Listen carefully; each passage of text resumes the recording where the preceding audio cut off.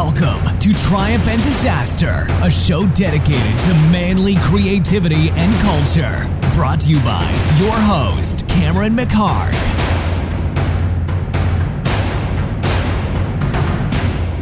Hey guys, it's Cameron McHarg, and this week's episode of Triumph and Disaster is brought to you by TornbergPhotography.com.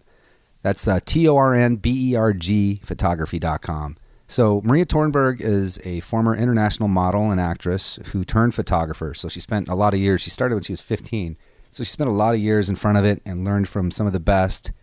And then she became and is one of the most sought after headshot photographers for actors in LA right now. But things are kind of changing, so she's doing a lot more than that. She's getting a lot of requests for people who want something good for their social media, for their dating sites. Like startup companies are hiring her for employee photos, real estate agents.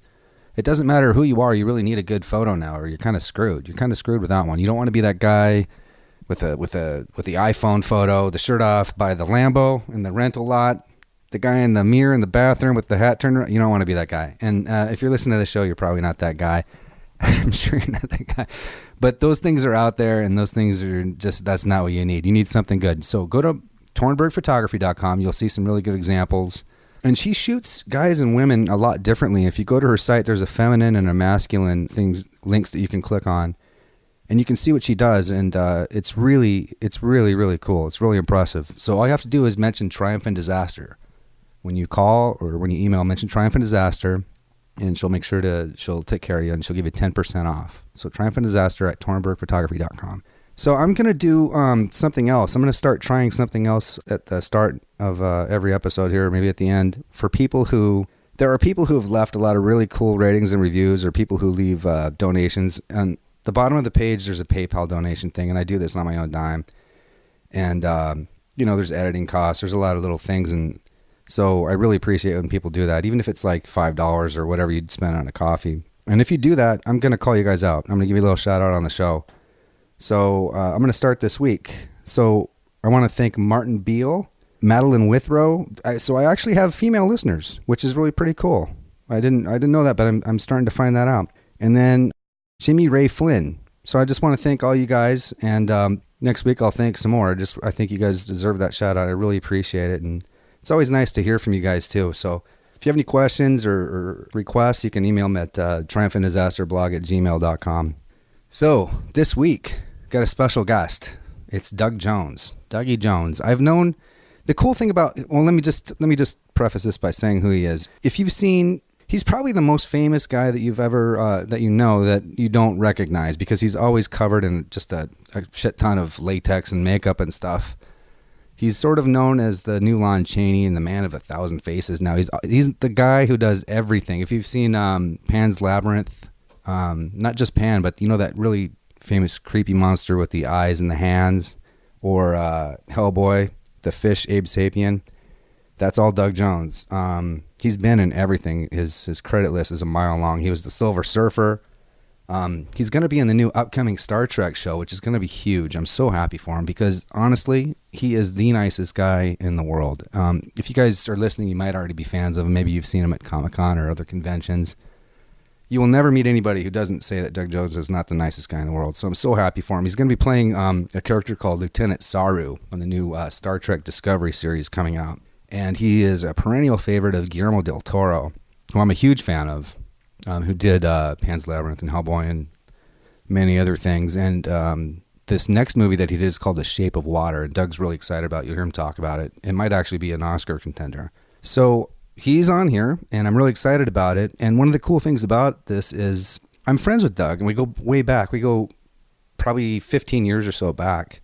And we met on a film and became pretty good friends, and then just sort of kind of fell away. And then he got really, really busy and really successful. And I sort of watched this happen.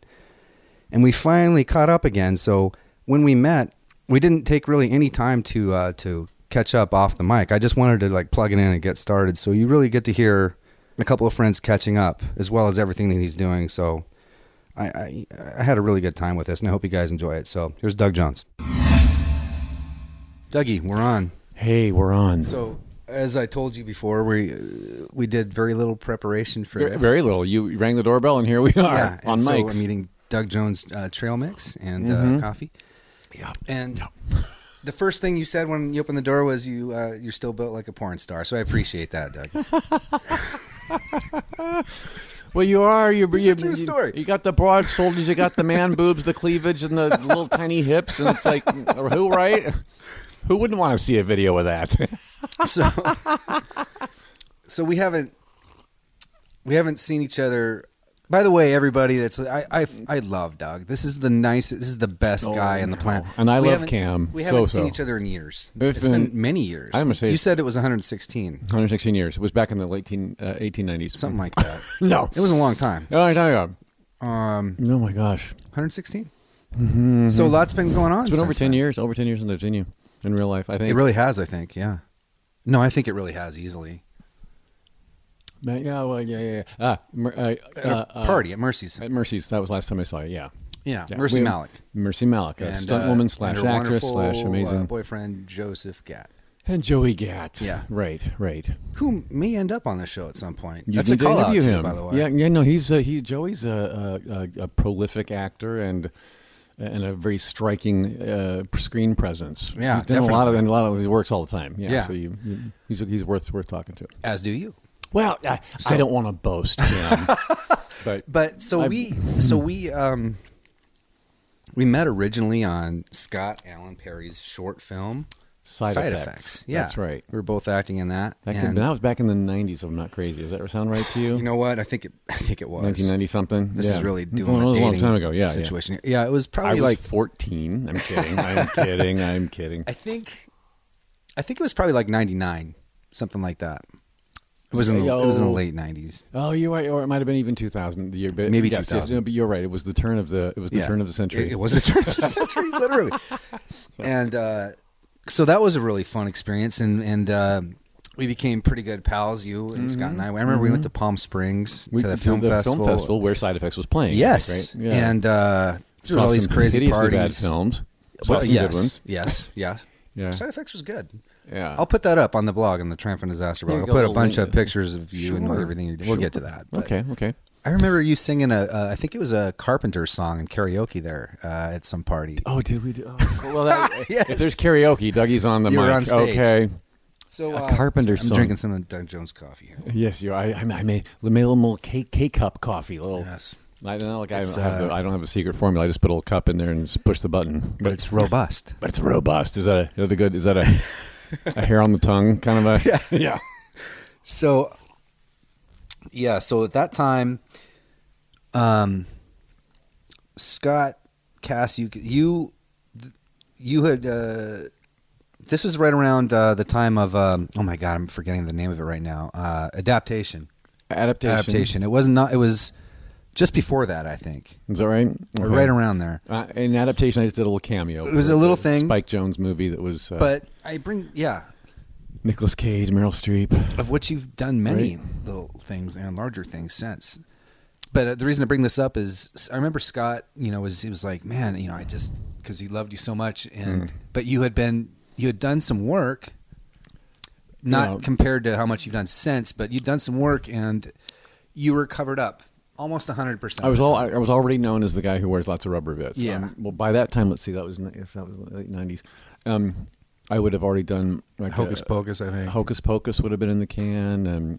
When I played Billy Butcherson, the funny zombie guy in that, and some scary Tooth Fairy thing or something. What was? Do you know what I'm talking about? This wasn't some scary movie. There was a scary movie that I was a Tooth Fairy in, but that was then I ended up being replaced by a CG model. How about them apples? And that was, I know, and it was called Tooth Fairy, but then it came out in theaters as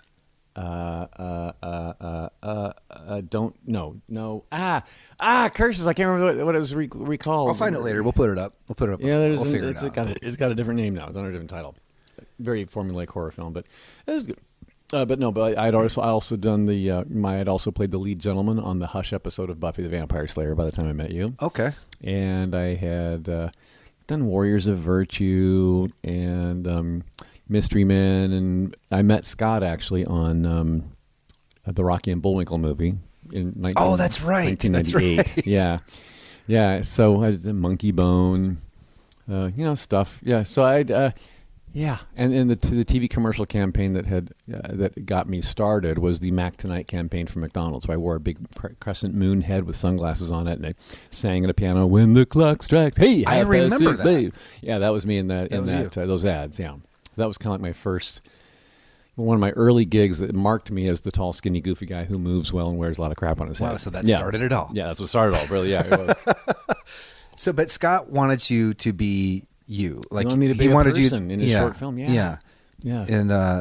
And you've actually since then that would segue nicely into I don't know what sort of so Star Trek. The new series is coming. Well, out. that's bring us right up to this right now. We're going to jump all the way up. We'll jump back. We'll hit a few other notes. Let's jump around. Yeah, we're going to jump around. But as of right now, I'm currently filming season 1 of the new Star Trek Discovery series, in which I play an alien on the show. I'm a new brand of alien, and there's not much I can say about it because I'm forbidden to. Okay, yeah. But I'm yeah. Can you say how covered up you'll be as far as this alien thing goes? If I'm a new brand of alien on the show that you've never seen before, there's a good chance I'm wearing some makeup. It's more than just pointy ears. More than pointy ears. Yeah, that's correct. That is correct. Okay, all right. And what network is that? That's what now? What network is that? Got CBS. Oh, okay. I believe first episode will be airing on CBS Broadcast Network for all to see. And then episodes 2 and beyond, you need to subscribe to CBS All Access. Really? Yes, which is their streaming service. I think the hope is that Star Trek Discovery does for CBS All Access what House of Cards did for Netflix. I think it's original content meant for the streaming service. Interesting. Yeah. That's really interesting. Yeah, and it's a new way to present get Star you Trek hooked, and then they make you pay. Yeah. But CBS, smart, but with CBS All Access, want me to do a commercial? They also have like 8,500 some other episodes of every show they've ever aired. So I don't know. And they have other original shows that are also in production right now too, like the Good Wife spinoff and more coming. But that's huge, Doug. I'm so happy for you, man. And I've watched as we've prefaced here, we haven't seen each other in a long time, but I've watched from afar all these things that you're doing, and I've been so happy to see it. It couldn't happen to a better person. Well, you're very kind. So I want to touch on that, and you have a good following. You have a lot of fans, but this is going to be. I'm doing this in a way that let's just assume people don't know who you are. Right. Sure. So sure. That's just fine. So we're going to keep jumping around a bit. And one of the things that, by the way. So, I'm just going to say this. So, Scott Allen Perry, really talented guy. Everybody look him up. I'll see if he has a website or something. Or filmmaker, actor, writer. Yeah. We had a falling out. We had a falling out years ago. Oh, okay. And an unfortunate one. And it's kind of ironic because I actually just reached out to him last night. It's been a lot of time. But so that's one of the reasons I think. Plus, you just got really busy. Well, we kind of. I did. And here's the thing. Been out of touch a little bit. When you live in L.A., I moved out to L.A. to be an actor many years ago, right? 30 years ago. And every job I get now, it takes me somewhere else. So I have to fly. So Star Trek is filming in Toronto. And you're in Prague a lot, it seems. I was in Prague twice. I've been in Budapest, Hungary, Beijing, China, Bucharest, Romania, Paris, France, Madrid, Spain. I've been all Melbourne, Australia.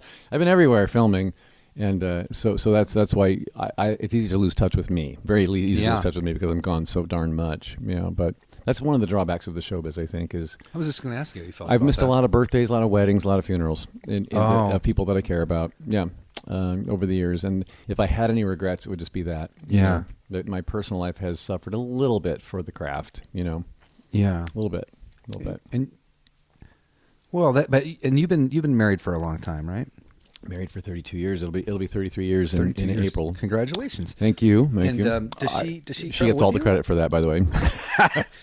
Yeah, I couldn't live with me, but well, because you're gone all the time, or because there's that. Because you make trail mix with lots. Maybe me be gone all the time is what gave us staying power. I don't know. Yeah, well, I don't know. It could. There's something to that. There is something to that. Yeah.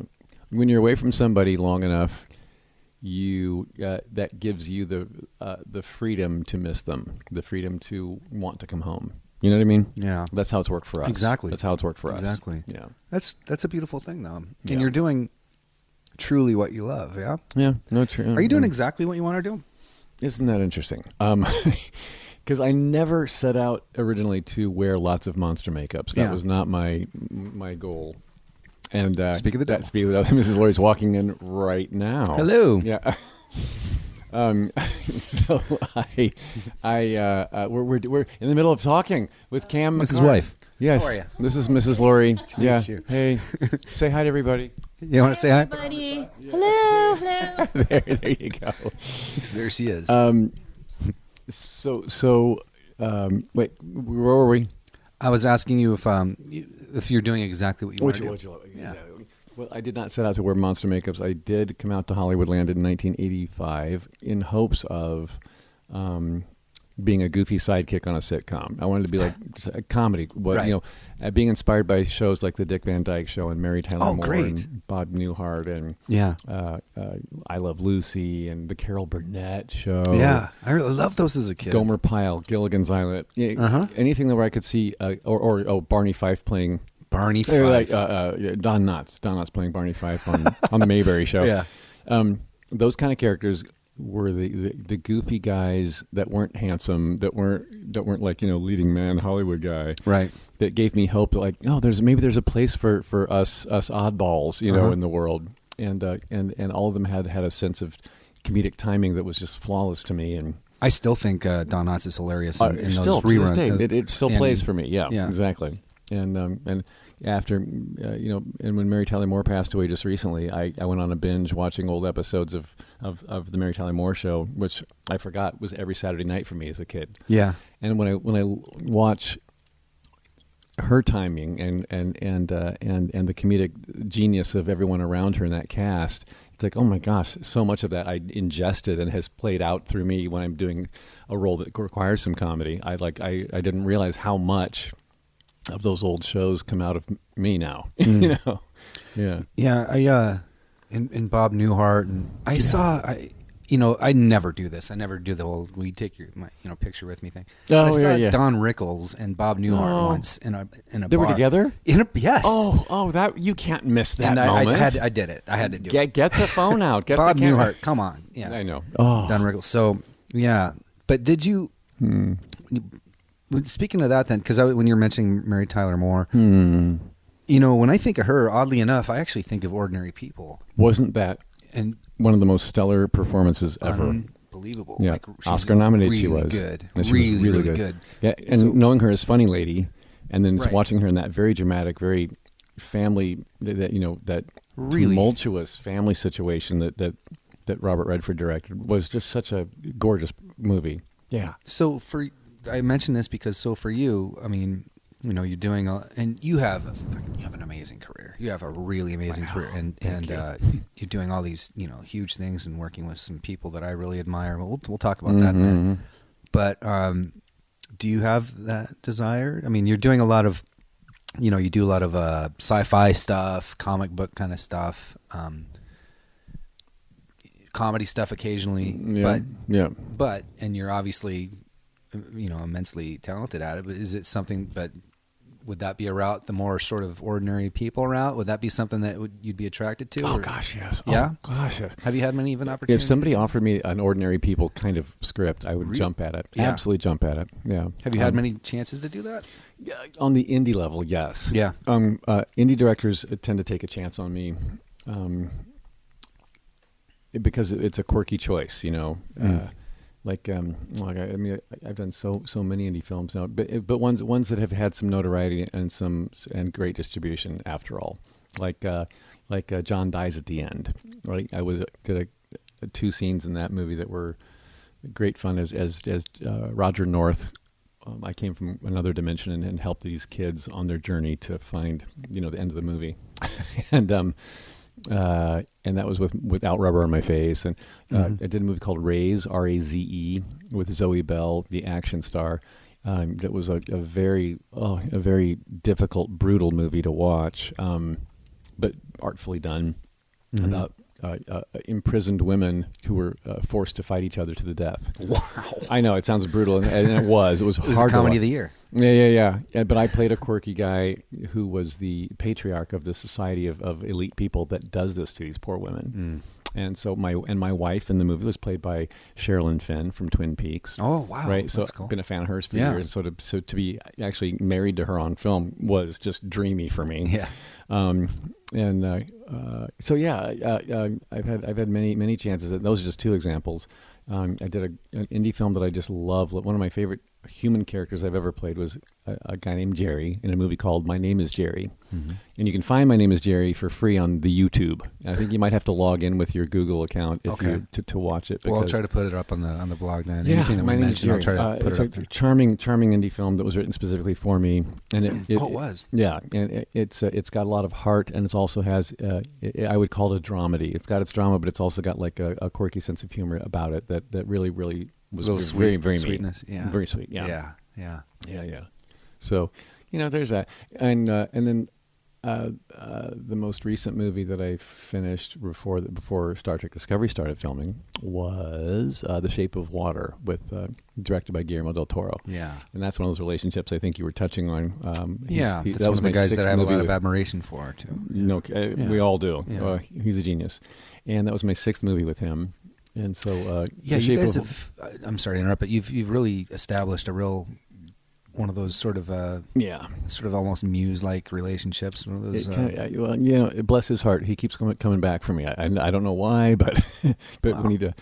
So, but he's my favorite director I've ever worked with in my life, and every other director knows that. They all know that they're vying for position number 2, which is fine. I've heard you say that. You've made that clear. But that's fine. He's something special, and he's I'm sorry.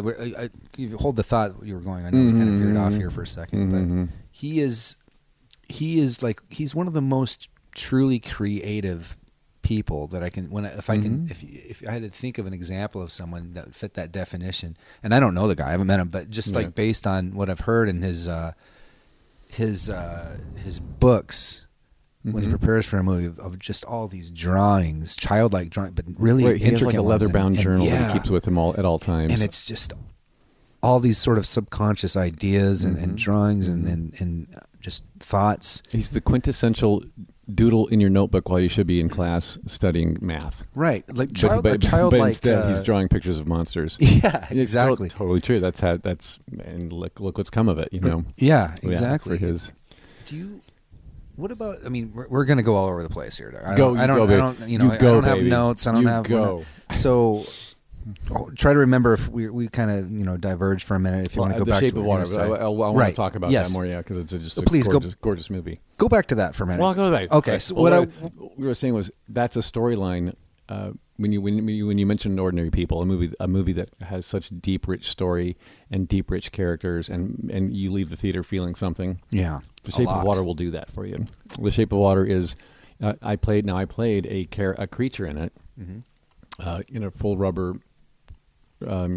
Transformation from head to toe, but I was a very sympathetic character. It's not a monster movie. It's not a sci-fi genre movie. It's not it's not a horror film at all. It's a slice of life from 1963. So it's got some history with the Russian Cold War. There's a backdrop to it that's very set at a moment in time. So the art direction, the production design, it's got to be beautiful. Beautiful. Yeah. And cinematography, what a cool time and place. What a cool setting. So with that backdrop, then the story plays out, and you'll meet all the other characters. But the cast was amazing. Everybody in the cast has been nominated for something huge. Octavia Spencer, Sally Hawkins is like the lead of the movie, and the one I have most of my scenes with.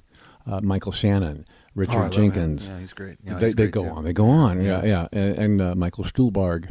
And then I'm the schlep that was, I'm the one guy in the bunch that hasn't been nominated for a statuette. It's okay. No, but I was nominated for a Spike TV Scream Award once. So, and I won the Fangoria magazine Chainsaw Award too.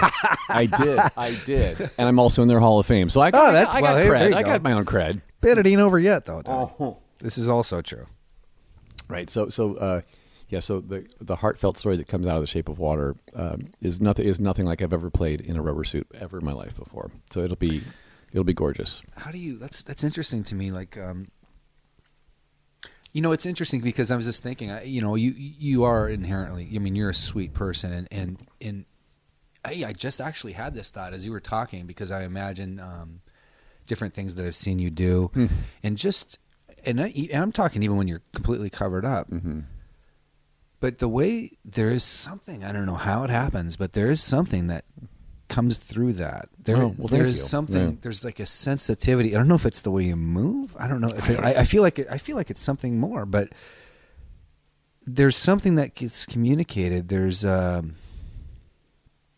you have such a gentle, sweet kind of almost with a little tint of sadness. Oh. I think that comes out, but it's in Thank you. the most sensitive, sweet way. I'll take it. Thank you. That's very sweet. And I think it comes out even through all that stuff that gets piled on you often in a lot of these movies, and I think that's so interesting. And you know, I even, you know, speaking of Guillermo del Toro, and you're talking about monsters, so you were Pan, and what was the name with the scary? That's one of the most frightening.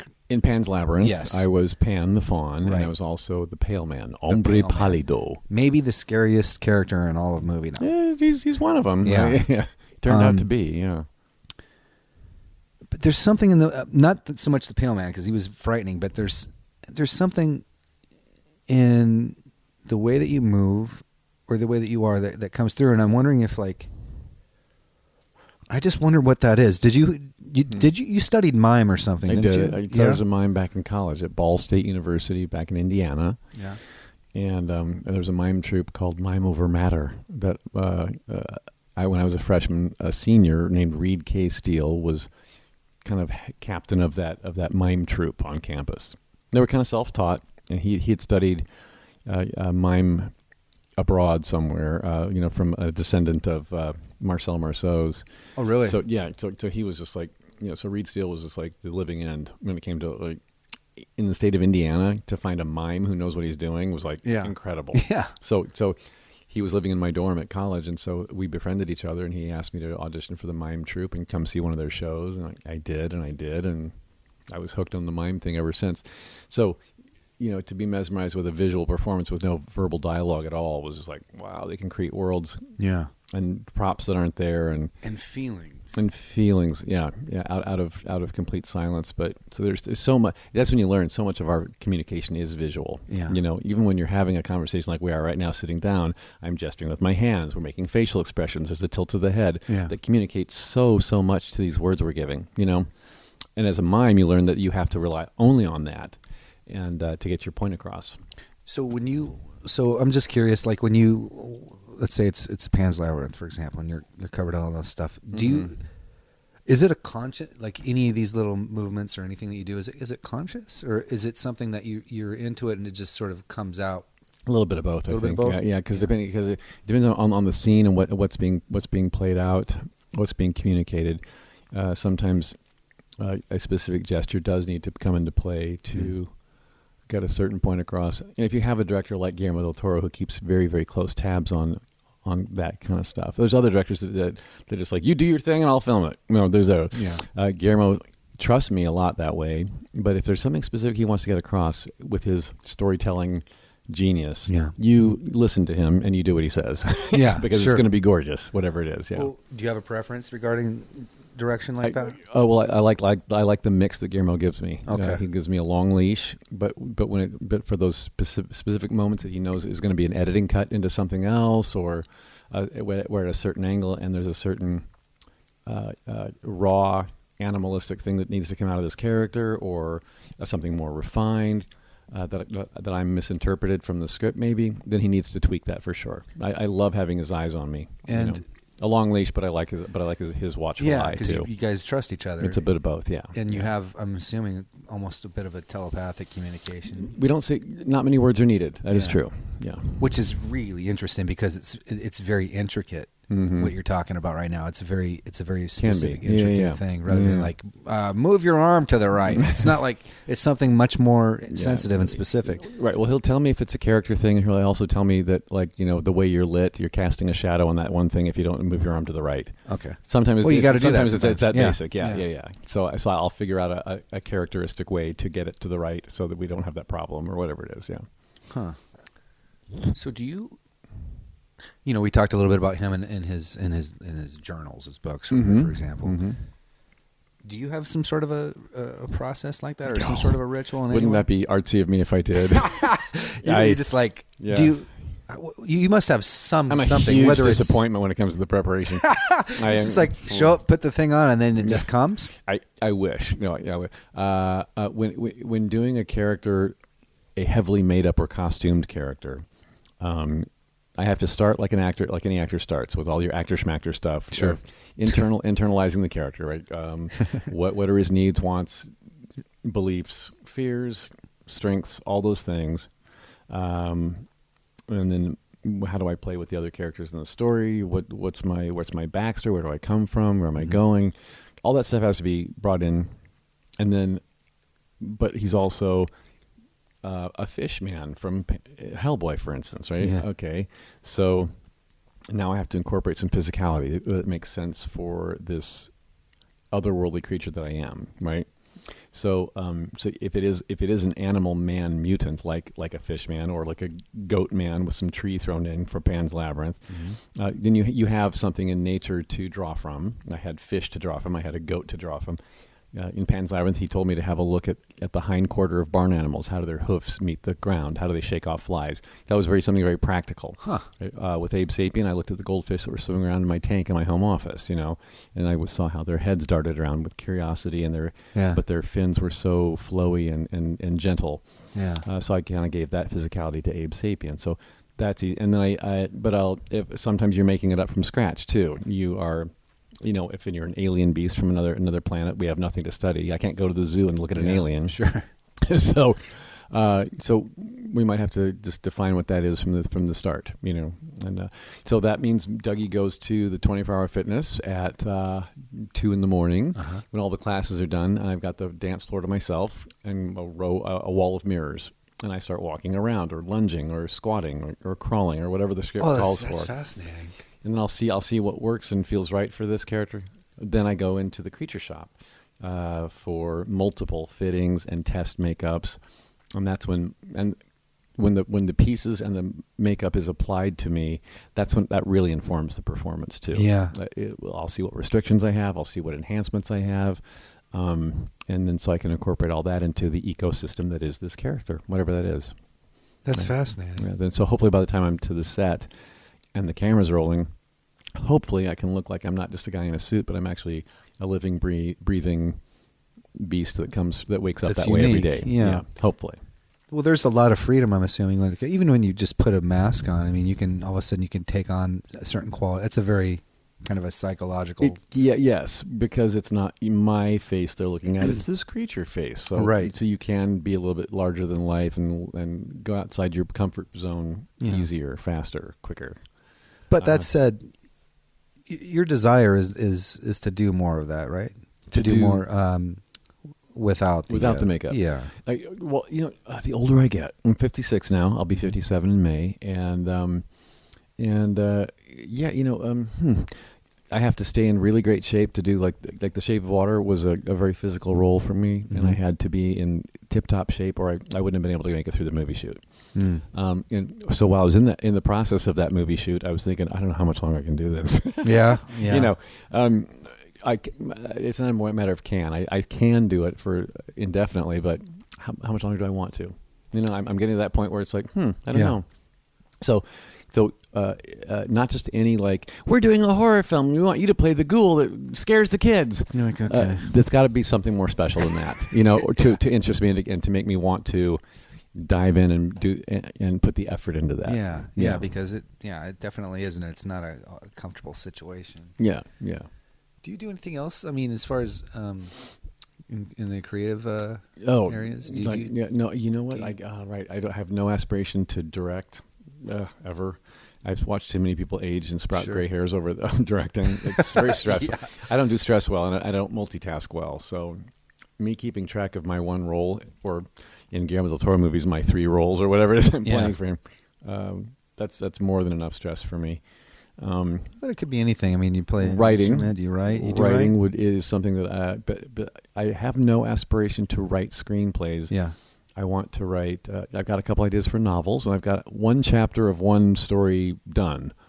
One Really? chapter. So but it took me years to get that. So it's a matter of time. When can I get to it? Sure. When can I get back to it? Is that something that's been kind of cooking in the back of your head for a long time? Yeah. Those things? Even though I'm a very public person, I love being around people. I love hugging on people and petting their heads, like Yeah. when you walked in here today. Yeah. But I also I'm learning more as I have more of an introverted side than I ever thought possible, and writing is a very introverted Absolutely. art. It's something you do by yourself, and to think, and unless you're on a sitcom writing staff, then you have to banter across a conference room table and tell jokes all day. But if you're writing a novel, it's a one person gig, and I love that, holding away and typing and feeling a sense of accomplishment. There's something that energizes me from that. Yeah. Did you have like any kind of were there any books or anything that were influential to you? You mentioned watching all these classic, sitcoms. Yeah. Do you have any books or movies that were like a big turning point for you? Right. I wish I was more of a reader. See, if you're going to be a writer, you should be a reader. I've heard any writer in the world will tell you got to read if you're going to want to write. Haven't read much, but although it's not required. Yeah. But I guess a book that I did love was this Present Darkness. It was called. It was a story of you're following a bunch of humans on Earth, but this what's going on at the same time in the spirit world was a battle between angels and demons fighting over these people. What's it called again? This Present Darkness. Okay. Frank Peretti was the author, and it was a gorgeous story that was very. It kind of strengthens your faith if you're one who believes in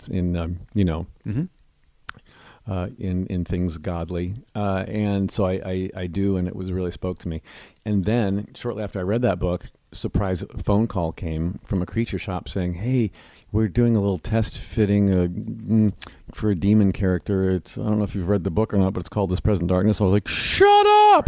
They're going to do a movie adaptation of it. Yeah, it fell through eventually because I think I'm not sure why it was only in it was in development when I was called. And so I did a test shoot as the demon once they made me up as it to present to the studio, and everyone loved it. But I think the storyline might have been too religious for them back then. And then, of course, the Passion of the Christ comes out and blows away the box office. And I'm like, oh, well, maybe it wasn't religious enough. It's I don't know. crazy because there's a huge not to get too far on that, but there's a huge market for faith-based films, and studios don't really touch them. But no, you do.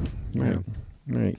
But we just put that out there, so come on, nobody's listening. Right. That's so, really interesting though that happened that way. As for movies, it's funny because since I do so much sci-fi and horror over the years, comic book style movies and all that, my favorite thing to watch are feel goods. I like happy endings, and I like anything that's on the Hallmark Channel. Yeah, which is so not where my audience is, but I love it. Yeah. It's funny because as I get older, and you just experience more in your life, and it's inevitable that there's it's not easy. It's not easy out there, and sometimes I've always been I've always liked kind of harder edge kind of stuff, or stuff that doesn't have happy endings or whatever. Action, blood, explosions. Not necessarily, but not necessarily butterflies and unicorns. I like the unicorns. I do. Yeah. I get that more and more as I get older. It's like it's you turn on the news for 5 minutes. It's like I don't think I want to watch. Oh my gosh, that's basically all this. I have never seen the world in a more political unrest than it is right now. I've lived a long time. I've never seen it this bad. It's scary, man. It's really scary, and this actually has nothing to do with. By the way, we can talk about anything here. There's no rules. You can say whatever. So, but it's not even for me about taking some sort of political side. It's not that at all. In fact, I'm kind of done with that. But the situation, man, is so surreal and scary. I can't. Like you said, I've never been. I used to follow politics. I used to be kind of pretty involved in it, especially back when we met last. Yeah. With everything that happened after 9/11 and all that stuff. But it's so surreal right now. I can hardly even look at it. Well, it's another reason I like the showbiz, being in the showbiz, because we offer an escape. We offer a way to process our feelings artistically. That's a good thing. It's a good thing. Yeah. Yeah. So when you know, we won't go for too much. Let's see, how long have we been doing this? Less than an hour? Yeah, we'll keep it to just under an hour. I know you're a busy guy. You do you, baby. I'm on the ride. Should I do some soft shoe? Yes. On the tile floor right over there. Yeah, here you go. So I think I remember you talking about when you first got here. Weren't you working in a bank? Or something? I was. Oh my gosh. Yeah.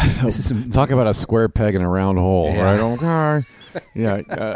Well, that was the excuse job. Living in Mrs. Laurie and I had just gotten married back in 1984. We'd been married less than a year, and then her uncle actually kind of pulled some strings to get me an interview with a bank that he was a branch manager for. You're looking for anything. We're in a small town in Indiana, and we're on the phone with Uncle David one day saying, I don't know. I'm as far as I can go in this newspaper I'm working at. So I was an advertising salesman, and I was the top of the department. You were doing that? Oh yeah, right out of college. I didn't know that. But it was a small town newspaper, so the salary range was what a small town would offer. Okay. It wasn't much, but I loved the small town experience a lot. But, on the phone with Uncle David one day, how are you kids doing? I'm kind of looking for other opportunities. Well, send me your resume. I'll give it to our human resources department and we'll see. I said, when you're in Fresno, right, California, do you have anything in L.A.? Because I wanted to relocate to L.A.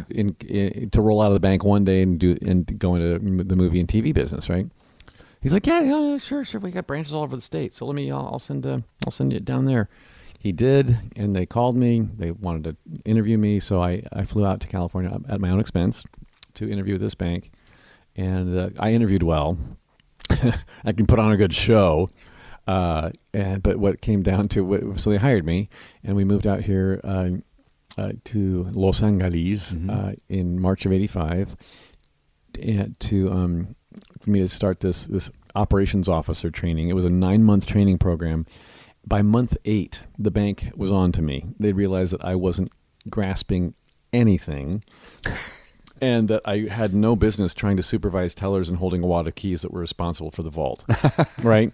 Uh-huh. So they fired me, and they should have. It was the best decision they ever made, and the best favor they ever did for me, too. Yeah, it can be. Because I wasn't going to walk away. I'm not one. I tend to, if I commit to something, I'm going to see it through. It's Midwestern values. Kind of something. That's why I interview well. Right. But did you have hay in your hair when you showed up? I did. You're right. Exactly. And a weed stuck in my teeth, and you were like small town, like. Well, I grew up in casseroles and stuff. That sort of. Oh yeah. Tuna casserole with potato chips on top. My favorite. If I'm ever on death row, that's my last meal. Yeah, so tuna casserole. It actually is so good. I want some trailer food. I want somebody's mom to make it. Yeah, I do. Anyway, I do. Well, boy, talk about going off on a tangent. Yeah. Sorry, we're right to the casserole with the Lay's crumbled on top. So the bank fired me, and that set me free to pursue acting, which is what I was actually here in California. That's why we picked here. Yeah. Mm-hmm. Did you have periods of doubt before? Oh my gosh, I still do. Every 3 months, I go through a depression of maybe it's time to move back to Indiana. For 30 years, I've been doing that. You still have it? Oh, totally. Yeah. Do you ever have that whole sort of stereotypical artist feeling of like, they're gonna find out I'm a fake, I'm a fraud. Of course, right. That too. But again, like I said, I've been at this for 30 years now, and so in that time, I've had enough people, sing accolades about me that okay, well, maybe I'm doing something right. I have no idea what that is. I don't know if I can duplicate it again, but thank heaven that it worked for that movie or that TV show. I'll let them think I was good. If they want to say I was good, I'll let them think that, but I know better. That's my attitude, right? Yeah, but clearly there's no one like it. Well, that's true for everybody, but it is true for everybody, yeah. But there's, you have something that's very unique, very special. You have a physicality and what do they call you? Basically the modern Lon Chaney. I've been equated with Lon Chaney more times than I can count, and I will tell you something that humbles the crap out of me because, the Phantom of the Opera, watching that movie and anything else he was in, The Man of a Thousand Faces. Yeah, it's humbling because he's a true icon, legend that my name, I don't want it to sully his reputation with my Wow. name in the mix. But Boris Karloff also. Yeah. And No, but Bela Doug, you've Lugosi. earned it, dude. Oh, well, thank you. Thank You've you. earned it. You really have, and you're gonna be remembered that way. Well, your lips to God's ears will. No, it's true, but I hope. I would like to see you get a chance to do a little bit more, and I think you will, of some of these other things as well. Yeah, well, And- speaking of which, I did in 2015. I did a Hallmark Channel movie called The Ultimate Legacy, and I played a butler. It was on a rolling, beautiful estate in Kentucky, and Raquel Welch was my boss lady. I was her butler, and in the storyline, she passes away early in the story, and then it leaves her legacy, her fortune, to her grandson. So I'm left to help supervise and guide him on his way to go through some tasks and meet some pass some tests to that she set up in her will for him to. He can't get his inheritance until he does certain things, and so I'm one of the people that kind of helps guide him through that. So it was that dream is coming true, where I'm doing like more with my own face and in feel good, heartfelt stories that I just adore. Yeah, That's really cool, and you know, and you just being the person that you are. I mean, and interacting with people, and you know, is there anything? I already know, you know, sort of an effect that you have, and what you do with what you've done, and the position that you've created for yourself and been blessed enough with it being now. It ripples out in a nice way, you know. And is there? Do you have anything? You don't have to even answer this if you don't want. But do you have anything in mind, like that you want to do? I suspect. What I'm getting at is, I suspect that you want to and do use your position to be a positive, to affect some positive change out there. Between filming gigs, one of my favorite things to do involve public appearances, and that would be whether it's at fan conventions where I'm doing meet and greets at a table all day, or you know, informational panels and Q&As. Love that. I love all that. That puts me in touch with the fan base that has bought this house for me. You know, right. So I do appreciate them, and I love the interaction with them, and checking in with those fans to see am I still on target? Am I still doing what you love? You know, that means the world to me. I also love speaking engagements, whether it's at film schools or, you know, even anything from a high school drama class all the way up to a university where, you know, I'm the guest speaker at a big event or something. I do it all. And I love that, where they want me to come share my story and I can actually, you know, share my valleys and peaks. Yeah. With young people that might be going through a valley at the moment. It's important for people to know that you have valleys, though, and I mean that really, because I mean, people, you know, when you see, especially everything being online, there's a presentation.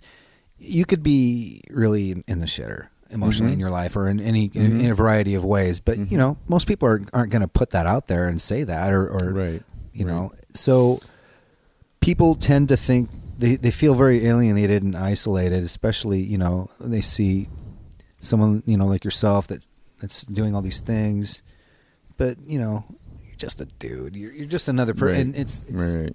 So to say that for someone like you to say, especially someone who is so positive and such a, you know, a nice guy, to say, hey, you know, I have doubts, or I've had periods where things were not looking good. Yeah. And you know, and I'm sure you have a lot of young fans as well who probably look up to you, and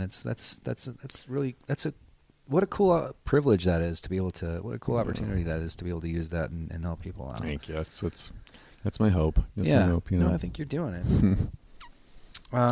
Yeah. Is there anything that it doesn't even have to be about acting or anything, but it could be about Guillermo del Toro or somewhere else, because I know how you feel about him. Is there anything that pops into your head that you've learned either from him or just this whole last 30 years or so, whether it's about your art or life or anything else that you want to talk about? And if you don't, it's okay. Priorities. I've learned about priorities and what we give so much importance to as you age and mature. You look back and go, yeah, I was so worried about that. Why? Now that I'm in my 50s, I love not caring quite as much if people like me or not. You know, I used to be just like so motivated by. It's a big problem for actors in general. Oh my gosh! Well, of course, we all want to be applauded and loved. Sure. And that's what draws a lot of us to the showbiz, is that we feel like a lot of actors have psychotic backgrounds. It's true, you guys. Those who don't, no, it's true. We're just like a lot of us are psychological messes and emotional messes. It's true. And so to get gratification from an audience applauding us or saying, "Gosh, you were so good in that," it's like, oh, "Thank you." Yeah. We're seeking some kind of acceptance and a pat on the back. Yeah. So it's food. It's like it is food for the soul for us actors. So the need for that I love the art that we're creating, and the need for the acceptance and the that I'm getting that in other places. Like again. Because I've been a Christian all my life, my relationship with God is most important. My relationship with Mrs. Laurie is important. I go by a lot of titles that aren't actor. Child of my maker, husband to Mrs. Laurie, brother to my 3 brothers, uncle to my 5 nieces, mentor to some unlucky folks, I'm a son as well, even though my parents are both gone now. But there are so many different hats we wear in life, and labels and titles we go by that bring responsibilities and joys with them, and we shouldn't rest those aside to pursue one thing. Actor Doug Jones is one of my titles, yes. Yeah. But it's not the only one, and it can be consuming. It can be very consuming because it's a profession that is all about you. It's all about me, right? Uh-huh. So when I'm the product that I'm selling, so much worry and intensity goes into that product and the selling of it. Yeah. So when you're younger, you don't know that how unimportant it really is. If you be good at what you do, someone will buy it. I'm resting in that now more than I ever could before. Yeah, I love that. I think we're gonna wrap it up pretty soon. Okay. And so, but before we do. Seriously, man, I'm so happy to catch up with you, and it might be weird that we're catching up with mics in front of our mouths. Right? Everybody hears it. Yeah, it's not the standard way to catch up. But it's with great an to old see. friend. It's great to. Let's record this. What do you think? Yeah, exactly. It is really great to see you again, though, man. And let's not keep it so long next time. And, but as far as this goes, people are listening here. Is there anything that maybe I didn't cover or touch on, or ask you that maybe you wanted to talk about? Or well, we've been all over the map, haven't we? I think so, a little bit. But I guess we the things as far as promotion time goes. All right, let's do it. Star Trek Discovery will start airing probably in the fall. They haven't picked an actual release date for that.